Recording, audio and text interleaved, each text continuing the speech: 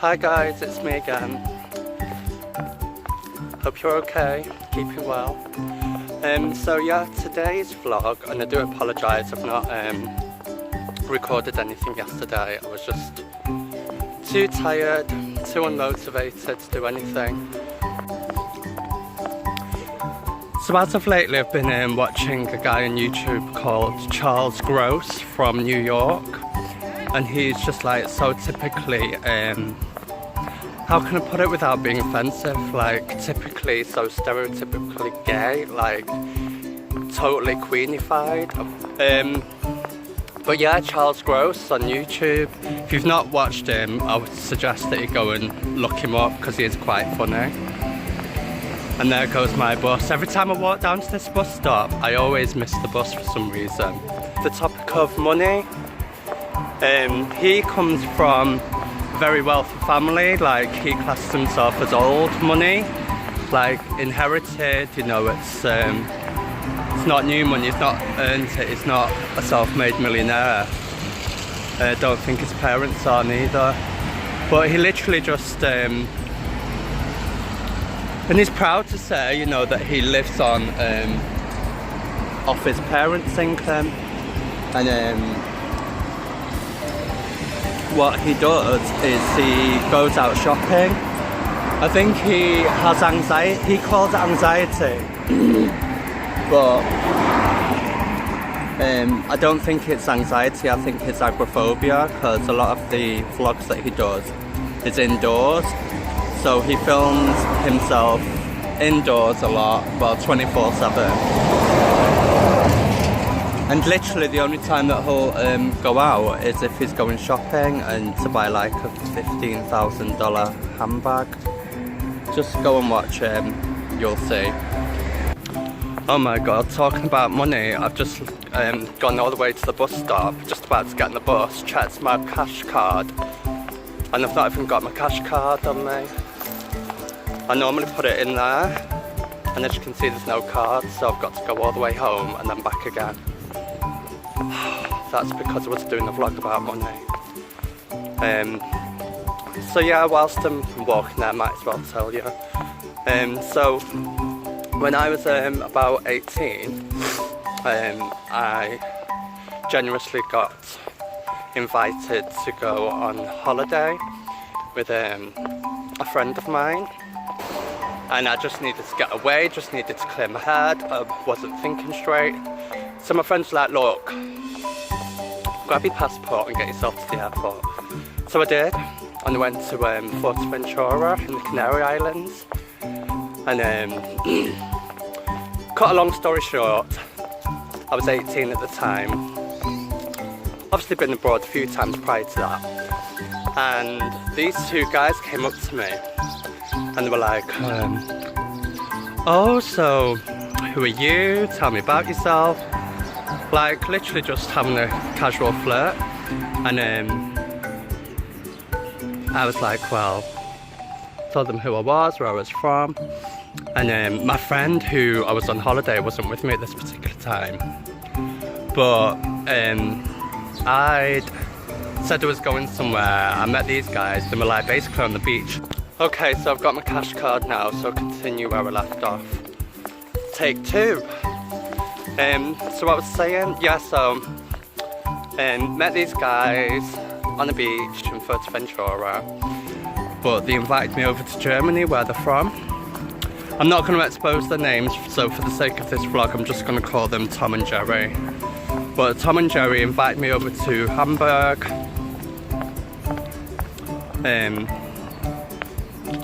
And I went over, I don't know why I did, like complete strangers, like known them 2 minutes, but as you do, 18-year-old, you know.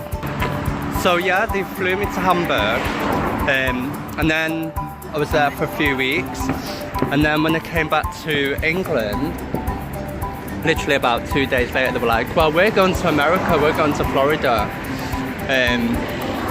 in like 2 weeks, do you want to come? So I was like, oh, well, I'll have to think about it. Did I hell? I was like, book me that ticket and book it now. So I was like, hell yeah, I'm going to America. So I went to America, and as soon as I got there, we landed in Fort Lauderdale, and then drove down to Miami, spent some time there, then Key West. We travelled all over the Florida states, basically, all of the Everglades, and we didn't do Disney World as much as I wanted to.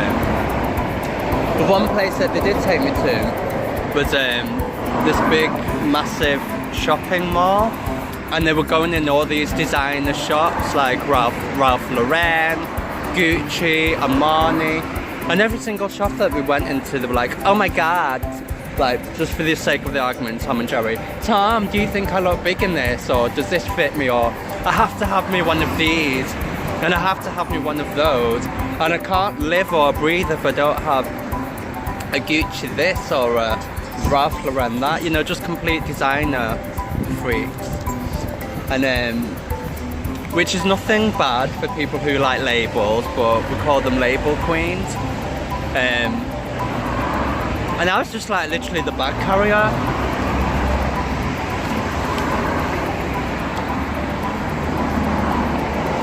And every single shop that we went into, they were like, oh, can you just, once they'd done their shopping thing, they were just, oh, can you just hold this bag? Can you hold that bag? And by the end of the day, I was just literally loaded in bags of their stuff.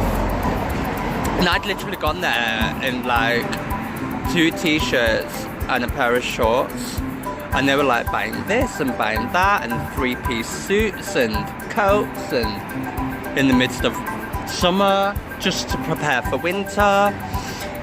And then all of this skiing apparel, and just literally just buying everything. And I kicked off something royal with them, and they said, you know, you can't expect me to be just bag carrier for all of your material possessions. You know, if you fly me over here and invite me over here, and not just your bag carrier, or somebody, you know, your chaperone, you know, at least buy me something. I wouldn't mind if you just bought me one thing, but they didn't buy me anything. It was just all about them. And I was like, do you know what, I'm done. I'm getting me the next flight out of here. I'm going back to England. So we had this great big massive argument in Florida, but we kissed up, we made up, and then I flew back to England. And then they invited me to their house in one of their country houses in Italy, in Tuscany. And cut a long story short, I went there, had a massive argument, same again about their shopping habits and shopping routine. I don't mind, you know what I mean, but these are people who I wouldn't say are old money, because they literally, well, they did inherit their money off their partner, and one of them was like a self-made millionaire. He had like a bar, he had a club, he had a business, and he was very affluent. And I think there's a difference between being rich and being wealthy. And these people, obviously, it was a bit of both, you know. They'd inherited quite a bit of money, but they'd also done very well for themselves. And at that age, at that young age, I think I was very naive about how the whole economy works, and, you know, and also the cultural differences between living in the UK as opposed to someone in Europe, because their standard of living and cost of living is a lot cheaper than over here in the UK, and they couldn't understand why I couldn't afford to even put bread on the table. So yeah, I had a massive row with them whilst we were in Italy. I did end up getting a flight back on that occasion, and same again, that was just because they had this massive shopping addiction, but not in a generous way. And I just got to learn that sometimes the more that you have, it's because you've been very prudent with it. You know, you've sometimes, you know, when every mickle makes a muckle, that's what my mum used to say. But the bus is here, I'll carry this on the bus. So yeah, I did feel very quite, what's the word, unappreciated. I'm not saying that people should be generous, but you know, if you've got more, if you're in excess, there's nothing stopping you from making a donation from time to time. It doesn't help. And the funny thing is that they used to give me like their second-hand Prada, their second-hand Armani, and all of their throwaways basically, like handouts. And I felt at the time I was like really appreciative. But as time progressed, I did feel a little bit like, well, you know, you could afford to buy this 10 times over, brand new, box and bags included, you know, freshly wrapped, new produce, not some second-hand, you know. But like I said at the time, I was very appreciative of everything that they gave me. And they were very much into, you know, you need to invest in your education, you need to take time out for yourself, you need to, obviously because there was a bit of a family drama, you need to take out time out for your family.